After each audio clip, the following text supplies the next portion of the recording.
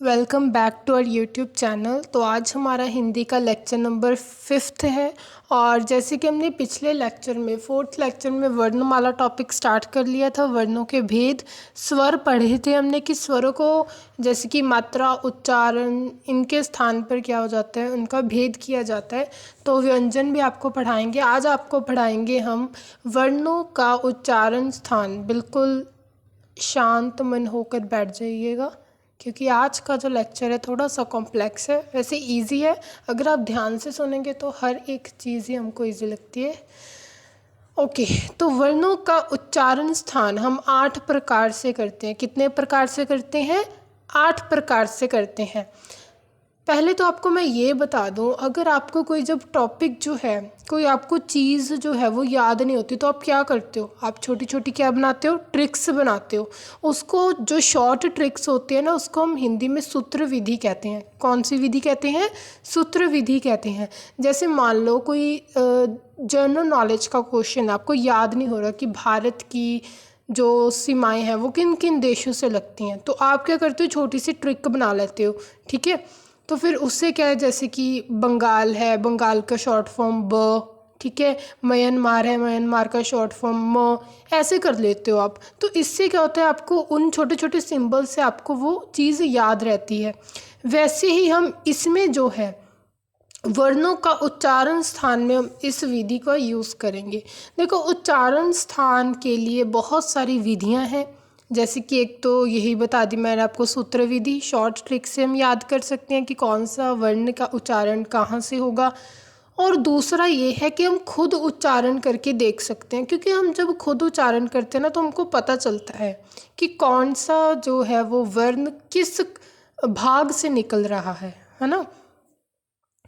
पर ये जो आपका सेकंड स्टेप है ना, खुद उच्चारण करने वाला, ये तभी आएगा जब आप पहले एक बार सूत्र विधि कर लोगे, एक बार आप शॉर्ट फॉर्म में इसको याद कर लोगे ना, तो पेपर में वो आपसे उच्चारण स्थान पूछेगा। पहले आपकी याद तो हो गई, बट पेपर में हम कंफ्यूज हो जाते हैं कि ट की आवाज़ कंठ से निकल रही है कि तालुए से निकल रही है ना। तभी उच्चारण स्थान हमारा इतना फिट नहीं बैठता, तो हम सूत्र विधि ही करते हैं। और थर्ड जो ट्रिक है, जो हमारा मेथड है, वो ये हो सकता है कि आप किसी व्यक्ति के मुंह से वो उच्चारण स्थान देखिए कि आपके सामने कोई व्यक्ति खड़ा है, आप उसको कहें कि ये वाला वर्ण बोल के दिखाओ, तो आपको याद रह जाता है। बट मेन मकसद है आपको पहले सूत्र विधि के द्वारा जो ये वर्णों का स्थान है वो याद करवाना।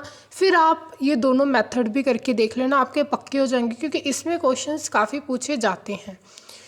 तो पेपर में हम कंफ्यूज हो जाते हैं कि कौन सा वर्ण कहाँ से आ रहा है, तभी तो हमको सभी भागों से लगता है ना कि यहाँ से भी आ रहा है, यहाँ से भी आ रहा है। पर अगर आप पहले सूत्र विधि का अच्छे से याद करके ले जाओगे तो आपको बहुत ही ज़्यादा इजी हो जाएगा। तो आइए हम पहला देखते हैं स्थान।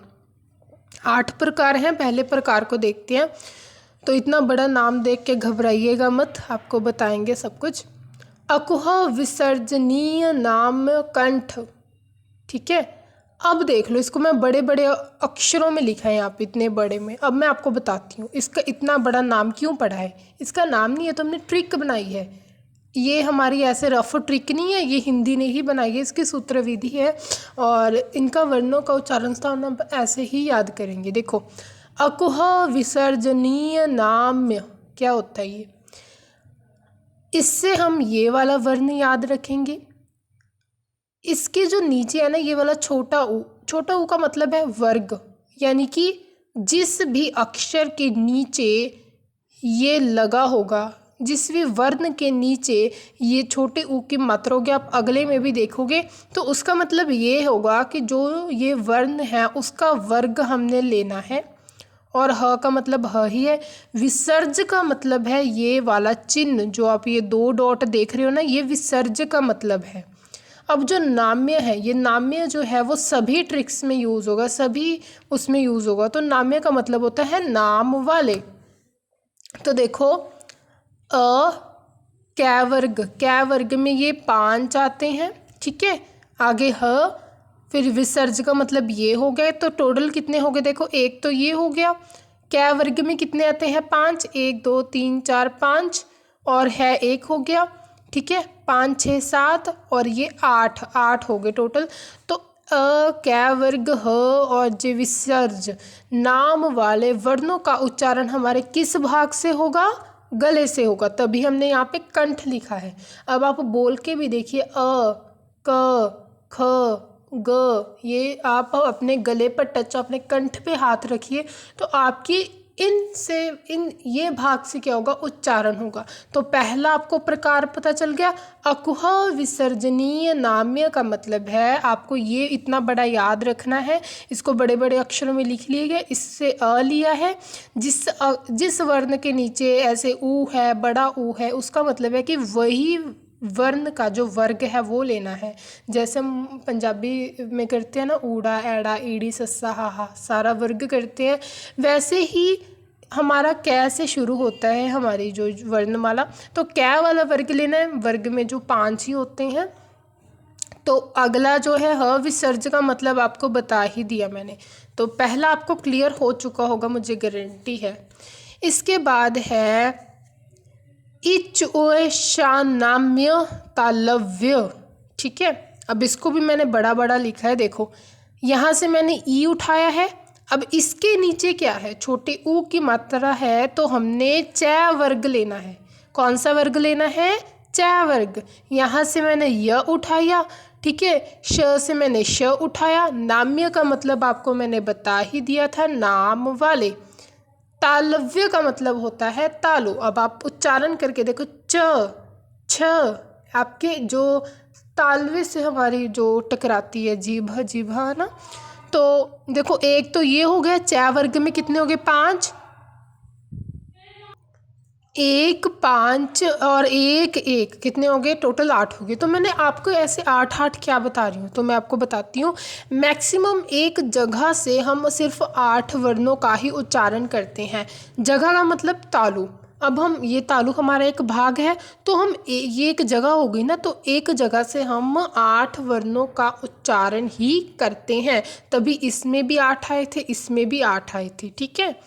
तो उसके बाद है ऋतुर्षानाम्य मूर्धन्य, ठीक है। थोड़े से डिफ़िकल्ट है बोलने में, ट्विस्ट हो जाता है। ओके, यहाँ से हमने ये वाला वर्ण लिया। मैंने बताया था जिस वर्ण के नीचे ये छोटे ऊ की मात्रा बड़े ऊ की मात्रा होगी, तो हमको वो वाला वर्ग उठाना है, टै वर्ग। यहाँ से ये वाला वर्ण लिया, र, यहाँ से ये वाला वर्ण लिया। नाम्य का मतलब होता है नाम वाले। ये भाग है मुद्रा, ये आपको बताएंगे क्या होता है। तो टै वर्ग में ये वाले वर्ण आ जाते हैं। तो ये भी टोटल 5 6 7 8, तो मैक्सिमम एक जगह है ना, तो एक जगह से मैक्सिमम कितने वर्ण उच्चारण होते हैं? 8। ये जो मुद्रा वाला भाग होता है, ये कौन सा होता है? देखो, खोपड़ी के अंदर जो हमारी खाली स्पेस होती है ना, और वो जो तालवे से ऊपर जो स्थान होता है, जब हमारे जो फेफड़े हैं वो हवा छोड़ते हैं, तो हवा डायरेक्ट किससे टकरा जाती है? मुद्रा से टकरा जाती है। अब जो वाइब्रेशन स्टार्ट होती हैं, उनसे हमारे वर्ण उच्चारे जाते हैं, तो इसी को ही मुद्रा कहते हैं, ठीक है। वीडियो को रिपीट करके ज़रूर देखिएगा, बहुत इम्पॉर्टेंट आज आपको पढ़ाया जा रहा है इनका उच्चारण स्थान। आगे है जो हमारा चौथा, ऋतुल सानाम्य दंत्य, ठीक है। यहाँ से हमने ये वाला वर्ण उठाया।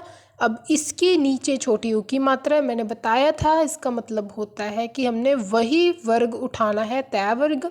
यहाँ से ल, यहाँ से स, नाम्य का मतलब हो गया नाम वाले, दंतव्य का मतलब हो गया दांत, हमारे तीथ। तो देखो तय वर्ग में कौन कौन से आते हैं? ये वाले वर्ण आ जाते हैं। देखो 5 1 6 1 7 1 8, तो मैक्सिमम जगह कितनी है? 1 है। एक जगह से कितने वर्ण उच्चारे जाएंगे? 8, ठीक है। ये हमारे चौथा प्रकार था। अब आपको अगला बताते हैं, अपुधमानीय नाम्य ओष्ठ। ओष्ठ का मतलब आपको मैंने पिछले लेक्चर में भी बताया था, जो हमारे होंठ होते हैं ना, वो ऐसे कभी सर्कल बना लेते हैं, तो कभी, ठीक है, सर्कल नहीं बनाते। तो ओष्ठ का मतलब होता है होंठ। अब जो इसको मैंने बड़े, देखो यहाँ से हम ना दो वर्ण लेंगे, एक तो छोटा ऊ एक बड़ा ऊ। बड़ा ऊ क्यों लिया? क्योंकि यहाँ पे बड़े ऊ की मात्रा है, तो दो ये वाले लिए। और ये हमने प वर्ग लिया क्योंकि पिछलों में जो था वो छोटा ऊ था, तो एक ही ऊ से काम चल जाता था। अभी यहाँ पे बड़े ऊ की मात्रा है तो दो लेंगे हम वर्ण। प वर्ग में ये वाले वर्ण आगे। अब धवान धयमानीय का मतलब होता है ये वाला जो हमारा चिन्ह है, देख रहे हो ना आप, ये ऐसे ऊपर ये ऐसे नीचे। नाम्य का मतलब होता है नाम वाले। तो ये जो चिन्ह है इसको हिंदी में प्रयोग नहीं किया जा सकता, किया नहीं जाता। इनका जो प्रयोग है वो मंत्रों में ही किया जाता है, संस्कृत में इसका प्रयोग किया जाता है। वैसे टोटल कितने हो गए? 1 2 3 4 5 6 7 8। जगह कितनी है? एक। होंठ आप प फ भ म ऐसे उच्चार के देखो, आपके लिप्स जो है वो बंद होंगे, आपके लिप्स एक्टिव होंगे, ठीक है, इनका काम होगा। ये तो हो गए 5। मैंने आपको 8 प्रकार बताए थे ना, तो ये 1 2 3, ठीक है, 4 और 5। अब जो बाकी जो 3 बचे हैं ना उनको हम संयुक्त उच्चारण स्थान कहते हैं। अब हम बाकी जो 3 हैं वो इनके अंडर ही पढ़ेंगे, ठीक है। तो वो कौन कौन से हैं? एदैतो कंठ तालव्य। अब ध्यान से समझना, इसको मैंने बड़ा बड़ा कर दिया।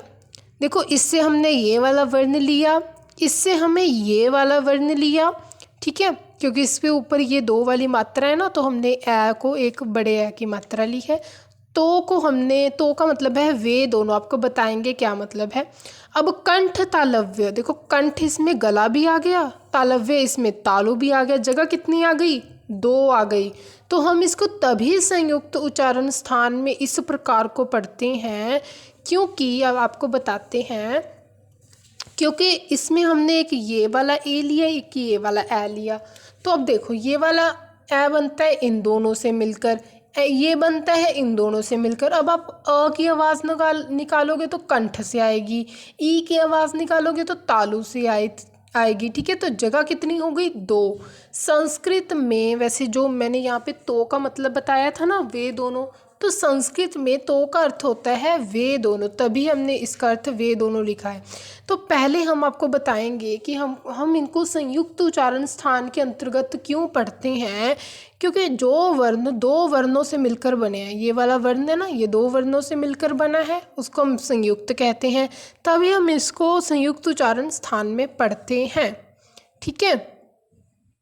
देखो, मैंने ये वाली डेफिनेशन तभी लिखी है क्योंकि जब हम 2 अलग अलग वर्णों से मिलकर जो वर्ण बने हैं, ये देखो, ये अलग वर्ण है, ये अलग वर्ण है, दोनों से मिलकर बने हैं, तो इनका उच्चारण स्थान भी तो अलग अलग जगह से होगा ना। अब आप अ का उच्चारण करोगे तो वो अलग जगह से होगा, ई का उच्चारण करोगे तो वो अलग जगह से होगा। तो इतनी बात समझ में आ गया आपकी, तभी तो मैंने इसको संयुक्त उच्चारण स्थान में आपको पढ़ाया है। उसके बाद है 7वां, ओ दो तो कंठ हो, कंठ होष्ट। इससे हमने ये वाला वर्ण उठाया, इससे हमने ये वाला, तो का मतलब आपको पता ही है संस्कृत में वे दोनों होता है। कंठ और ओष्ठ, कंठ और ओष्ठ 2 जगह आ गई, क्यों? क्योंकि अब आप ओ बनाओ तो ये इन 2 वर्णों से मिलकर बना है, ये वाला ओ इन दोनों वर्णों से मिलकर बना है। तो एक की आवाज़ कंठ से आ रही है, एक की आवाज़ होष्ठ से आ रही है। तो 2 वर्ण जब अलग अलग वर्णों से मिलकर बनते हैं तो उनका उच्चारण स्थान भी क्या होता है? अलग अलग होता है।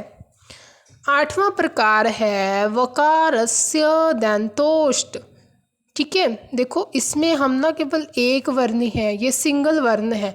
व आकार वाले वर्ण का उच्चारण स्थान 2 होता है। व, देखो, आप व बोलोगे ना तो आपके होंठ भी एक्टिव होंगे, आपके दांत भी एक्टिव होंगे, ठीक है। दंतोष्ठ का मतलब दंत और ओष्ठ, जो व है ना, वे अपने आप में एक सिंगल ही वर्ण है, ये सिंगल वर्ण है, लेकिन इसके जो उच्चारण स्थान है वो 2 अलग अलग हैं, दांत और होंठ। आप उच्चारण करके देख सकते हैं। तो अब हमने पढ़ लिया ना कि कुल उच्चारण स्थान कितने हो गए? 8। 5 हमने एक पढ़े, जो 3 थे वो संयुक्त पढ़े क्योंकि वो अलग अलग वर्णों से मिलकर बने हैं, उनके जगह जो स्थान है वो भी क्या होते हैं? अलग अलग होते हैं, तभी हम उसको संयुक्त में पढ़ते हैं। अब ये वाला जो है इसकी वैसे उच्चारण तो इसका आता नहीं, होता नहीं ऐसे इजीली। इसके अलावा 8 के अलावा हम एक और भी यूज़ करते हैं, आप नाम पढ़ लीजिएगा। नासिक्य का मतलब होता है नाक। देखो ये वाले